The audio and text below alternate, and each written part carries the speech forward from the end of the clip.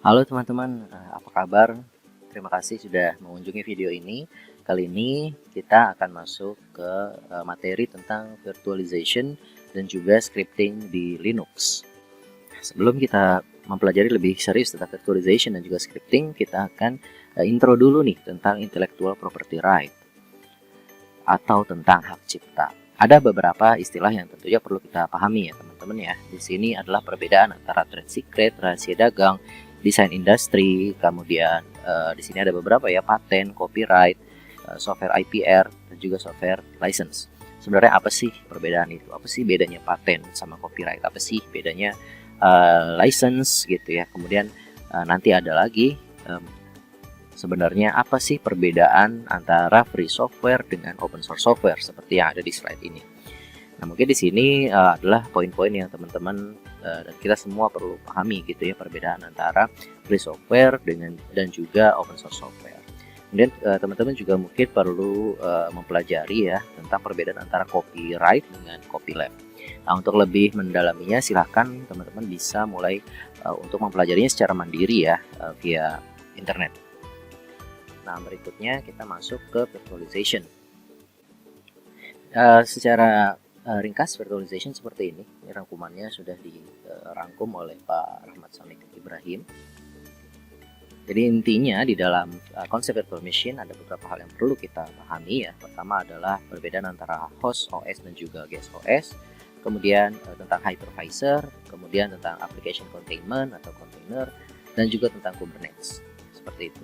Nah, setelah itu kita juga perlu memahami tentang SaaS atau Software as a Service, Platform as a Service, dan juga Infrastructure as a Service. Apa perbedaan di antara ketiga itu? Nah, ini adalah sebenarnya ini lebih kepada rangkuman dari apa yang teman-teman perlu pelajari di dalam materi virtualization. Oke. Secara lebih mendetail kita mungkin bisa lihat ke slide dari Silverstone ya, teman-teman. Di sini sudah kami siapkan slide tentang virtual machine dari Silverstone ya. Oke, virtual machine. Virtual machine itu apa sih sebenarnya? Terus ada idenya sebenarnya apa gitu ya. Ya intinya sebenarnya virtual machine ini adalah ya mesin virtual gitu ya, dimana kita bisa menjalankan beberapa OS di dalam satu device yang sama. Nah, kemudian di dalam operasionalnya kita bedakan antara host OS, kemudian virtual machine manager, dan juga guest OS. Kalau host OS itu artinya OS tempat kita OS utama di mana kita menggunakan hardware laptop atau PC kita. Sementara itu virtual machine manager itu adalah satu buah software yang bisa melakukan running terhadap virtual machine kita nantinya. Nah, sementara itu untuk guest OS itu adalah OS kita gitu ya, OS teman-teman semua yang diinstal di atas virtual machine manager dan berjalan di atas host OS. Seperti itu ya teman-teman konsep dari virtual machine ini. Jadi ada beberapa istilah. Yang pertama adalah host, yaitu host OS kita itu adalah OS yang memang menempel secara langsung terhadap hardware PC atau laptop. Kemudian virtual machine manager itu adalah software yang menjalankan OS atau menjalankan beberapa OS nantinya. Ya. Nah, ini disebut juga sebagai hypervisor. Kemudian yang ketiga adalah guest OS, di mana guest OS ini adalah OS tamu yang nantinya dia berjalan di atas virtual machine manager. Seperti itu. Nah, di sini berarti artinya satu single physical machine atau satu laptop kita itu di atasnya bisa dijalankan dengan beberapa OS yang lain. Secara analogi atau ilustrasi itu seperti ini teman-teman. Sebelah kiri itu adalah non virtual machine, sebelah kanan itu adalah virtual machine. Jadi untuk yang non virtual machine hardware dia langsung ke kernel. Nah, untuk virtual machine hardware dia ke virtual machine dulu, kemudian di atas virtual machine ada kernel 1 atau ada VM1, VM2 dan VM3. Oke, nah seandainya di sini boleh kita analogikan ya, misalkan untuk yang non virtual machine hardware kita misalnya laptop saya nih Lenovo, kemudian di atasnya langsung ada OS ya, saya install OS Windows seperti itu. Nah, di atasnya proses berarti proses yang berjalan di atas OS-nya.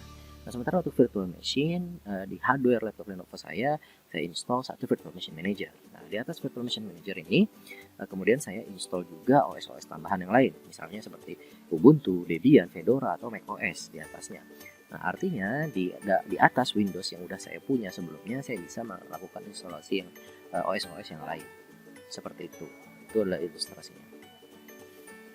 Nah, kemudian untuk melakukan implementasi terhadap terhadap Virtual Machine ini, kita tentu membutuhkan Virtual Machine Manager seperti yang tadi sudah sempat dibahas. Nah, untuk Virtual Machine Manager ini disebut juga sebagai hypervisor.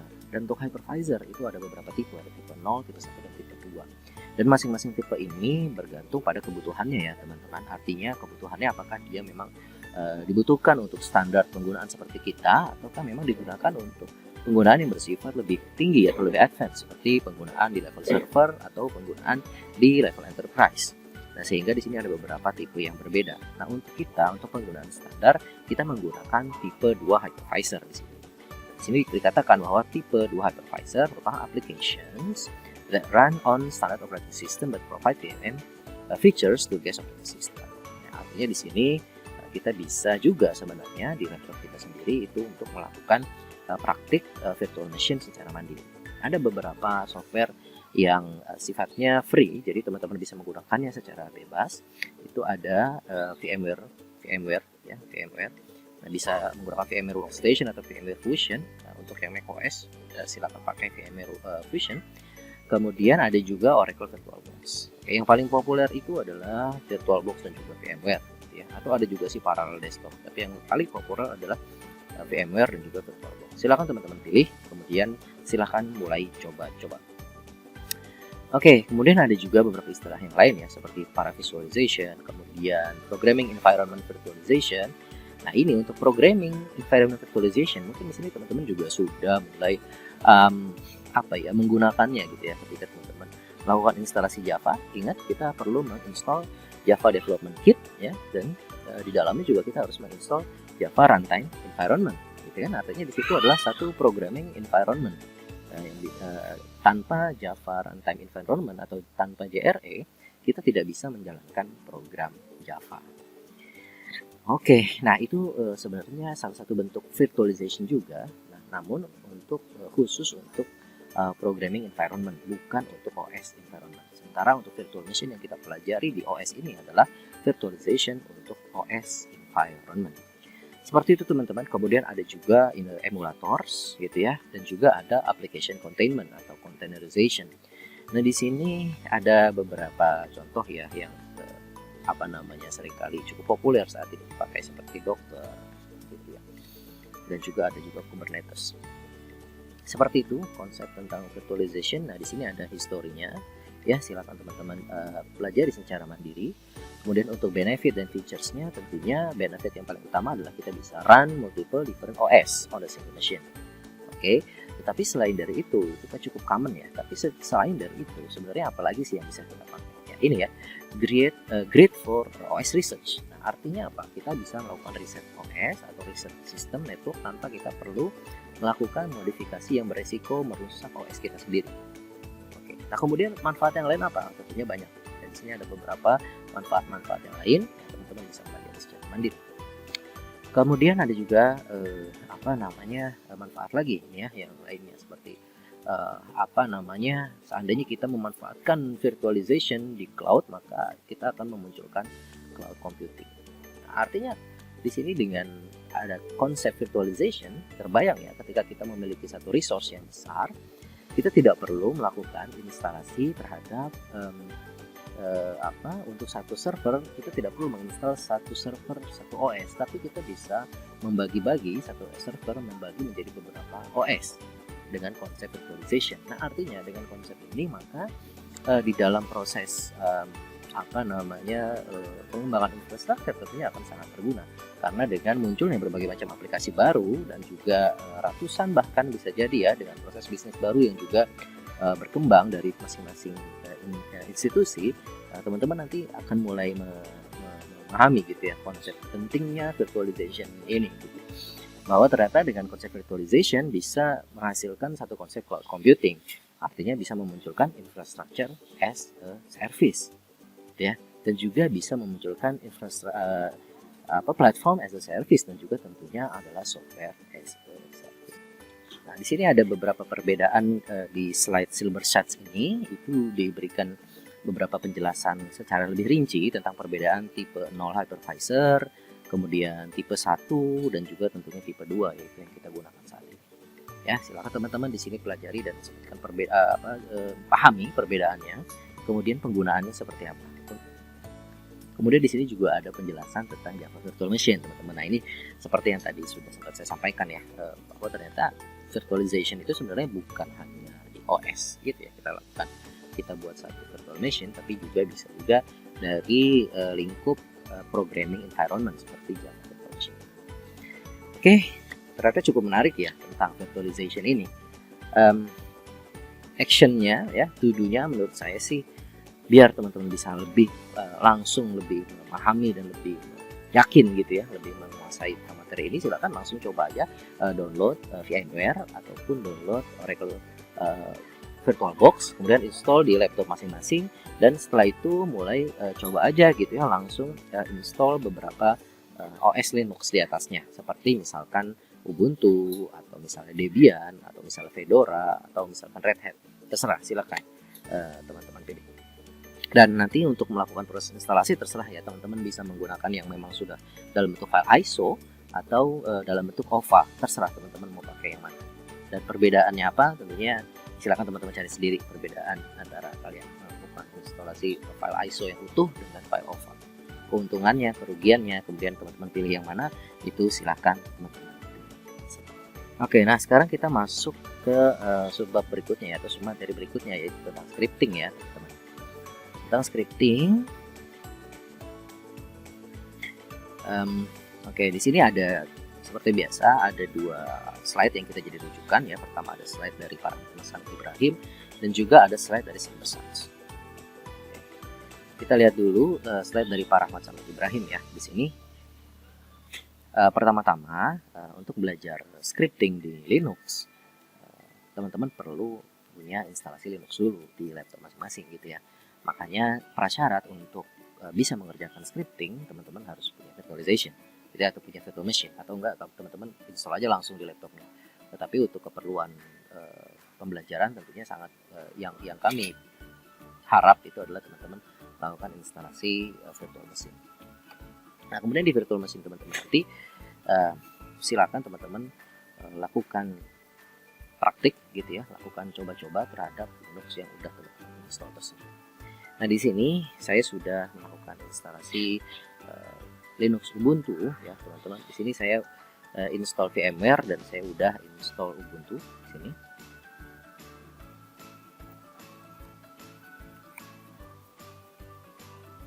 Oke. Nah, di sini saya udah install Ubuntu dan karena saya udah melakukan instalasi Ubuntu ini, maka saya udah bisa untuk coba-coba gitu ya. Nah, untuk coba-coba tuh maksudnya gimana sih? Oke, jadi gini, ada beberapa hal di dalam scripting ini yang perlu kita pahami. Pertama itu adalah basic Linux command. Basic Linux command. Yang kedua adalah scripting itu sendiri atau bash scripting gitu ya, shell scripting. Nah, dua hal besar tersebut yang teman-teman perlu pelajari untuk menguasai scripting di Linux. Oke, pertama basic Linux command itu maksudnya apa sih? Maksudnya adalah komen-komen dasar dari Linux gitu ya. Artinya kita perlu mempelajari dasar-dasar komen di Linux untuk kita bisa membuat atau melakukan scripting. Kemudian basic komennya itu ada di mana? Ada di terminal ya, teman-teman. Jadi untuk di virtual machine-nya teman-teman silakan buka terminalnya. Di sini cari aja ya terminal. Akan di sini akan muncul terminal teman-teman. Nah, basic Linux command itu fungsinya apa sih? Oke, kita lihat ya sembari jalan. Jadi di sini berdasarkan slide Pak Rahmat Samik ya, sebelah kanan ini, teman-teman. Jadi kita akan pelajari dulu tentang basic Linux command, kemudian kita akan mempelajari scripting seperti itu ya. Ada beberapa komen-komen yang sifatnya esensial ya, seperti ini. Oke. Nah, di sini misalkan ya ada sekarang kita belajar tentang basic Linux command ya. Nah, di sini ada beberapa basic comment ya, seperti man misalnya gitu ya, manual page, manual page misalnya gitu ya, man. Nah ini muncullah dia manual page-nya. Kita misalkan ada lagi password ya, password itu untuk mengganti password. Tapi saya nggak mau ganti password, jadi ya udahlah ya, kita skip gitu. Kemudian ls untuk nulis directory. Nah ls ini ada beberapa ya, ada ls min l, ada ls min a. Beda-beda ya teman-teman. Kalau ls biasa aja, kalau ls min l berarti dia ngelis sampai dia details ya. Di sini ls itu dia ngelis biasa, kalau ls min l dia ngelis sampai detail. Kalau ls min a dia ngelis dan dia memunculkan juga untuk file-file yang bersifat hidden seperti mesh directory dan seterusnya. Nah untuk yang paling lengkap itu tentunya adalah ls min l ya, karena dia memunculkan detail-detail seluruhnya. Dan di sebelah kiri kita bisa lihat di sini ada atributnya ya teman-teman. Untuk file di sini saya ada file coba1.sh dan juga ada file lsoutput.txt. Nah untuk kedua file ini di ujungnya itu memang dia bentuknya adalah strip, dia menandakan bahwa dia adalah file. Kemudian untuk directory seperti desktop, dokumen, download, maka di ujungnya adalah directory. Jadi kalau ujungnya D gitu ya, di karakter pertamanya D berarti dia directory. Kalau di ujung pertamanya strip berarti dia adalah file. Kemudian ada beberapa basic Linux yang lain, basic command yang lain ya, seperti cd ya, untuk pindah directory kita bisa pakai cd teman-teman. cd ya seperti ini ya. Kalau cd titik-titik berarti kita pindah ke home gitu ya. Itu untuk cd. Kemudian misalnya kita cd mau pindah kemana gitu ya, misalnya gini, di sini cd kita mau pindah kemana nih. Nah ini ada beberapa folder gitu ya, kita bisa pindah gitu. Misalnya saya pindah ke home. Nah, kemudian di home ada apa? Ada misbah, saya mau pindah ke misbah. Kemudian di misbah ada apa lagi? Ada banyak. Misalnya saya mau cd ke mana, desktop misalnya ya. Desktop, saya pindah ke desktop. Kemudian setelah itu ada apa lagi? Ada cp, ada rm. Cp itu copy, rm itu remove ya. Kemudian mv itu move. Mkdir itu berarti kita make directory. Ada juga rmdir, ada cat, more dan seterusnya. Grab, sort, top, find. Silakan teman-teman pelajari. Kemudian ada juga beberapa esensial yang lain ya, seperti chmod, chmod, chown, chgroup, tar, dep, t. Nah, kami harap untuk komen-komen ini, komen esensial ini, teman-teman mulai mempelajarinya, dan kami harap teman-teman bisa mulai terbiasa gitu ya dengan komen-komen. Misalnya chmod ya, chmod.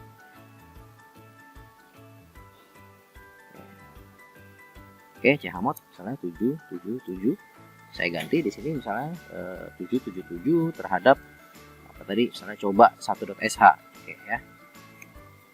Maka di sini kalau ls min l, maka dia berubah nih, coba 1.sh semuanya berubah menjadi rwx. Tapi kalau di sini misalkan saya ubah lagi, misalnya chmod gitu ya 755 ke coba 1.sh, maka dia akan berubah. Misalnya saya list seperti ini, dia akan berubah menjadi rwx r step x. Itu mengenai chmod ya teman-teman. Nah ini kalau kita bandingkan antara coba 1.sh yang di atas dan juga coba 1.sh yang di bawah, maka dia berbeda. Seperti itu. Nah kemudian itu adalah mengenai basic Linux command. Nah setelah basic Linux command, tentunya kita juga perlu mempelajari tahapan berikutnya yang kita inginkan, yaitu adalah scripting ya teman-teman. Scripting, bagaimana scripting di Linux. Nah untuk melakukan scripting artinya kita kan membuat kode atau melakukan satu programming gitu ya via Linux gitu. Bagaimana kita bisa melakukan itu? Nah kita perlu text editor. Nah text editor yang sudah default terinstall ketika teman-teman menginstall Linux itu adalah VI ya, V atau Vim. Misalnya seperti ini, coba 2. Ini ya, saya coba 2.txt. Ketika saya seperti ini, nah, maka di sini langsung muncul text editornya gitu ya. Ini adalah salah saya buat nih. Ini adalah coba 2.txt. Seperti itu.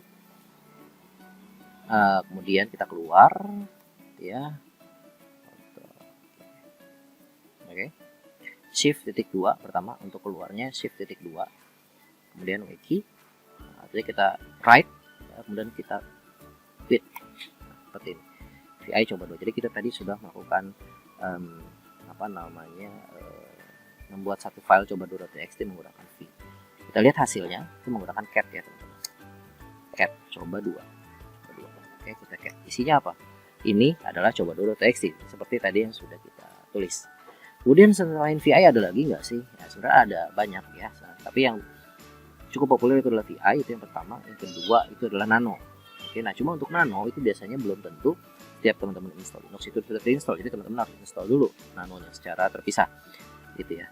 Kemudian di sini kalau Ubuntu dia memang sudah terinstall. Tapi kalau teman-teman download Red Hat server gitu ya, katakanlah, atau yang lain itu belum tentu. Oke. Ini saya buka coba 2.sh. Jadi kita mau edit coba 2.sh. Oke, ini muncul ya. Nah, untuk Nano ini sudah lebih relatif lebih user friendly ya teman-teman dibandingkan dengan VI. Oke, seperti ini. Oke. Di bawahnya di sini ada ininya ya. Maksudnya ini ada write out dan seterusnya. Berarti ini Ctrl O, Ctrl O. Enter. Terus kita exit, Ctrl X.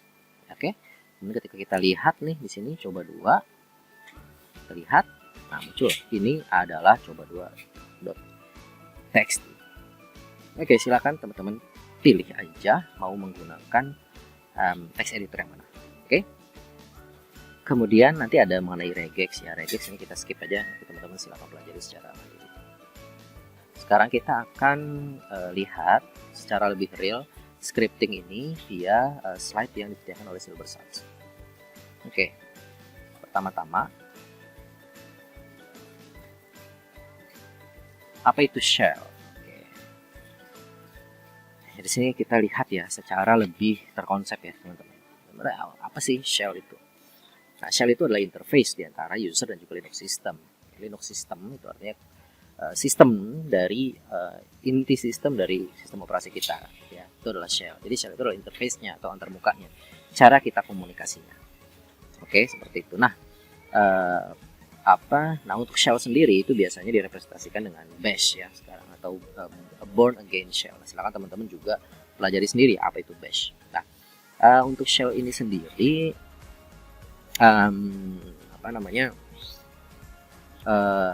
dia mirip dengan command line gitu ya, command line untuk di Windows. Jadi di Windows kita menghadapi sistem, berkomunikasi dengan sistem, kita menggunakan ini command prompt. Oke, CMD ya, command line CMD ini. Nah, untuk di Linux di dalam berkomunikasi dengan sistem kita menggunakan terminal ya, seperti ini. Oke, nah di sini perlu kita bedakan ya teman-teman. Cara kita berkomunikasi dengan OS ada dua jenis gitu ya.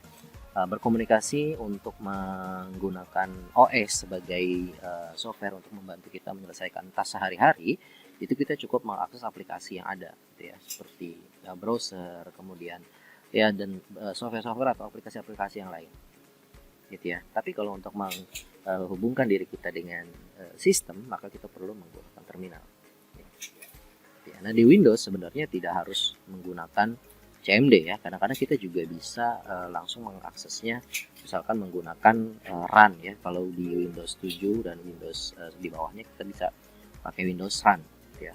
Tapi kalau di sini kita bisa langsung aja nih teman-teman, misalnya saya mau ketik di sini ya, kita mengakses sistem nih, misalnya services gitu ya. Nah, services kalau di Windows dia sudah ada antarmukanya ya, seperti ini. Nah, antarmuka ini kan ini sistem sebenarnya, sistem. Nah, ini bisa juga kita akses lewat command line, command prompt ini gitu ya. Nah, itu di Windows. Nah, kalau untuk di Linux kita menggunakan terminal. Oke, itu shell. Terminal ini dia akan mengakses inti dari sistem operasi atau kernel ya. Kemudian di sini Silversuns membagi beberapa jenis ini ya, beberapa jenis command line dan juga scripting ya. Misalnya di sini untuk fungsi-fungsi redirection kayak ls min l, outputnya ke ls output.txt. Ini maksudnya apa? Ini maksudnya adalah ketika kita ls tadi, ingat ya teman-teman, ketika kita melakukan ls ya, ketika kita ls di sini kan dia ngelis ya, untuk ls min l itu kan artinya ngelis secara detail. Nah, kalau ls in L ini seperti ini. Kemudian kita buat nih di sini ls output 2 ya. Saya kebetulan tadi udah bikin ls output.txt, jadi saya bikin ls output 2.txt.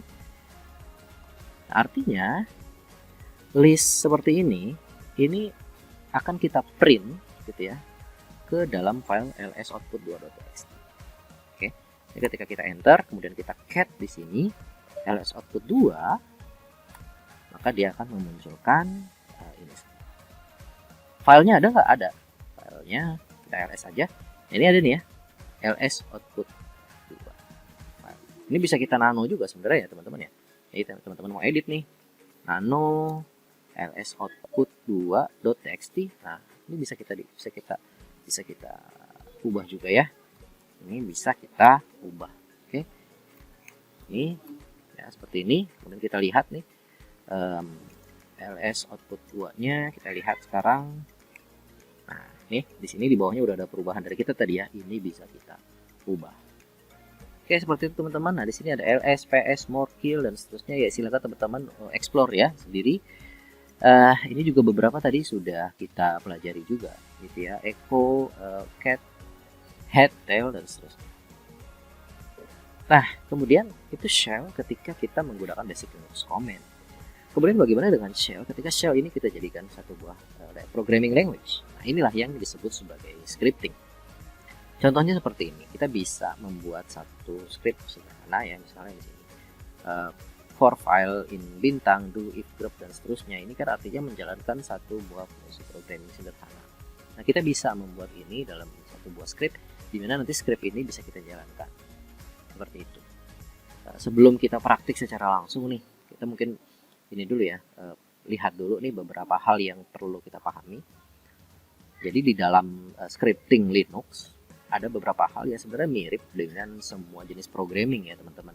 Konsep-konsepnya. Pertama itu adalah tentang variabel. Nah, teman-teman harus kita semua harus paham tentang konsep variabel. Kemudian cara melakukan deklarasi variabelnya, kemudian tipe-tipe dari variabelnya itu kita harus pahami. Tapi secara konsep sebenarnya sama. Variabel di programming mungkin Python ya teman-teman, atau Java di sini atau C itu sebenarnya sama. Oke, variabel. Selain variabel, hal lain yang perlu dipahami itulah tentang quoting. Nah, tentang cara melakukan quoting. Ini ada perbedaan sedikit di sini ya untuk quoting antara petik 2 sama petik 1, kemudian backslash itu bedanya apa. Oke, nah ini silahkan teman-teman explore. Oke. Kemudian environment variable, ini ada environment variable. Oke, jadi tadi ada variable, ada quoting, ada environment variable. Kemudian condition, oke, conditional, if else gitu ya. If, then, kemudian if else then gitu ya. Kemudian ada juga tentang looping, oke, for, while dan seterusnya. Ini contohnya, coba 1.sh. Jadi caranya ya kita teman-teman silakan lakukan scripting, buat satu buah programming kecil aja gitu ya, scripting. Di sini kebetulan saya sudah buatkan di coba 1.sh ya teman-teman. Di sini coba 1.sh ini sebenarnya sama isinya ya. Nah, di sini. Nah, untuk scripting caranya pertama-tama kita wajib menuliskan ini dulu teman-teman. Nih. Oke, ini ya. Jadi crash atau sharp seru /bin/bash. Oke. Kemudian baru setelah kita deklarasikan ini, nanti silakan teman-teman kenapa sih kok perlu ada itu gitu ya. Nah, itu silakan teman-teman pelajari secara mandiri ya. Kemudian baru kita masukkan kita ketikkan programmingnya. Oke. For var, anggap aja var ini adalah satu variabel, in 1234, 1345, di sini saya bikinnya do echo var. Nah, di sini secara otomatis ketika kita melakukan deklarasi variabel var, di sini tidak perlu kita deklarasikan tipenya apa gitu ya, karena dia akan langsung membaca bahwa var ini ada satu buah array gitu ya, 1, 2, 3, 4 dan 5, isinya itu adalah teks. Seperti itu. Dan echo artinya kita mengeluarkan isinya var itu apa, dan ketika ini kita jalankan, misalnya di sini 5, 6 ya, 6 seperti ini. Kemudian kita simpan, jangan lupa. Kemudian kita exit. Kemudian di sini kita jalankan. Nah, cara menjalankannya begini ya, sh coba 1.sh. Oke, cara ngejalan ini gitu. Perintah untuk runningnya itu adalah sh coba 1.sh. Maka dia akan menjalani. 1, 2, 3, 4, 5, 6. Ya kira-kira seperti itu pengantar tentang scripting ya, pengantar tentang scripting. Kemudian untuk materi suplemennya atau tambahannya kita akan lihat tentang chmod tadi ya, chmod. Nah, chmod 755 coba 2.sh. Jadi kalau kita lihat nih di sini ya, ls min l. Oke, kita lihat di sini ya, ls min l. Nah, seperti ini teman-teman. Tadi udah saya sampaikan ya, kalau di ujung paling kiri dari setiap file atau directory itu ada atribut ya, seperti ini. Ada atributnya di sini nih. Nah, karakter pertama itu menandakan bahwa dia adalah file atau directory. Seperti itu ya. Kemudian karakter kedua sampai karakter ke-10, artinya di sini ada 9 karakter terakhir, itu adalah menandakan tentang permission terhadap file tersebut atau terhadap directory tersebut. Permission dan permission terhadap file atau directory untuk file di dalam Linux itu memiliki 3 buah grup. Oke, 3 buah grup. Dan kalau kita lihat di sini dia rwx, rstripx dan rstripx. Penjelasannya gimana? Oke, di sini saya udah tadi sempat ada coret-coretan ya permissions di Linux seperti ini. Oke.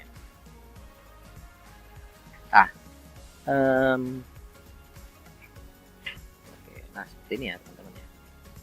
Oke, permission di Linux. Kita lihat nih untuk coba 1.sh dia adalah rwx, rstripx dan rstripx. Jadi rwx, rstripx dan rstripx.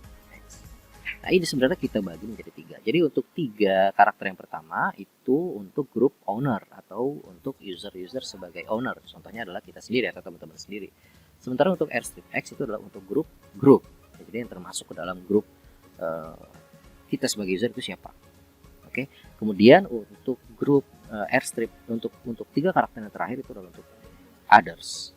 Oke, jadi grouping di dalam Linux sendiri itu dibagi menjadi 3. Pertama menjadi owner, yang kedua menjadi group, dan yang ketiga itu menjadi others. Kalau owner itu adalah pemilik dari file atau pemilik dari directory, contohnya di sini adalah saya gitu ya.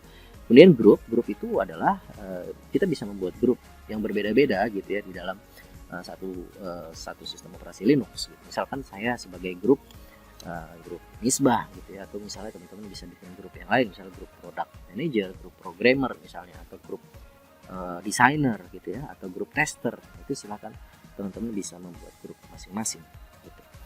Kebetulan di sini grupnya ownernya adalah saya Misbah dan grupnya juga adalah Misbah. Tandanya adalah di sini ya, di sebelah kiri nih teman-teman nih, ini Misbah, ini adalah menandakan bahwa ownernya itu adalah saya. Kemudian yang kedua ini Misbah, ini adalah menandakan grup saya adalah saya sendiri. Oke, dan by default memang seperti itu. Jadi ketika kita membuat satu user baru, maka by default dia memiliki grup, adalah grup dari diri dia sendiri. Seperti itu. Nah, R ini berarti read, W berarti write, dan X berarti execute. Nanti kalau RWX artinya untuk grup owner, untuk kita sendiri, kita bisa melakukan read, write, dan execute. Sementara untuk grup hanya bisa melakukan read dan execute, tapi tidak bisa melakukan write atau modifikasi. Sementara untuk others juga seperti itu. Hanya bisa melakukan read dan execute, tetapi tidak bisa melakukan eksekusi. Oke. Nah, untuk mengubah permission ini, RWX ini, kita melakukannya dengan menggunakan chmod. Oke. Nah, di sini ya, tadi di example Silverset ini ada chmod 755 coba 2.sh. Ini maksudnya apa sih? Artinya coba 2.sh ini kita assign ke dalam permission 755. Oke. 755 itu apa? 755 itu kita lihat ya di sini. chmod 755. Nah, 755 ini kita convert ke dalam binary ya, teman-teman, ke dalam binary untuk 755 ya. Kita lihat nih binary untuk yang 000 dia 0, 0011, 0102 dan seterusnya sampai 111 itu adalah 7. Oke. Jadi kalau chmod 7 maka dia bernilai 111. Oke. Kemudian kalau untuk chmod 5 berarti 101 gitu ya, 101. 5 berarti juga 101. 111 berarti R-nya 1, W-nya 1, X-nya 1, berarti dia bisa RWX. Nah, oke gitu teman-teman.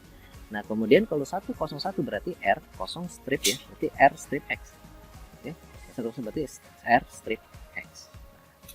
Kemudian kita lihat aja 7557 ini untuk yang 3 grup pertama, berarti dia untuk owner. Oke. 5 yang kedua itu untuk grup, dan 5 yang ketiga itu untuk untuk others.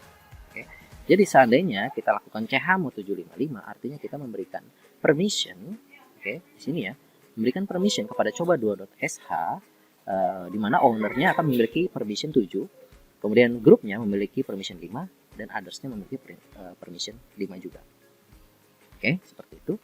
Nah, artinya seandainya di sini kita ubah ya chmod, oke, chmod 755 tadi ya, 755, coba 2, coba 1 ya, coba 1.sh misalnya.